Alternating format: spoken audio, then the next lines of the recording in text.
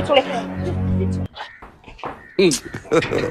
Tina, mambo vipi? Wanasemaga mapenzi yanayonjiwa, yule njiwa ndo mimi. Ina maana mapenzi ninayo mimi. Shoga yako hapo anapokuambia nimemdanganya niko busy, kumbe lengo langu nije kwako. Sasa hapa cha kufanya. Nipo jibu langu bwana, mimi niondoke. Mimi jibu la nini? Kitambo. Jibu la nini? Uwezi nini bwana, mimi nipe jibu langu. Alafu kitu tena unajua sasa.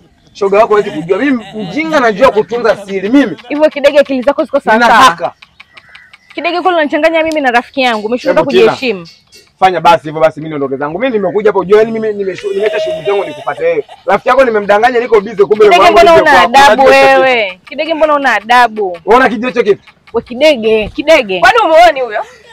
Fanya hivyo bwana, mimi niondoke zangu bwana.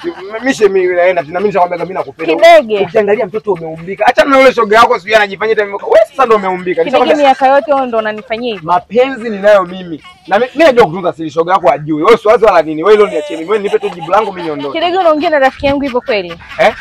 Au basi fanya hivi. Ni wewe nikupe siku ngapi tena nyingine ili nikija jibu litakuwa limekamilika. Kidege unioni? Kidege. Fanya hivyo basi naye.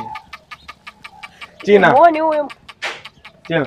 Basi fanya basi, ngoja mimi niende kazini, afu nikitoka jioni nakuja tena. Mimi nitampanga kabisa kwamba niko busy, afu jioni nakuja tena. Au unasemaje? Mimi naenda nitakuja.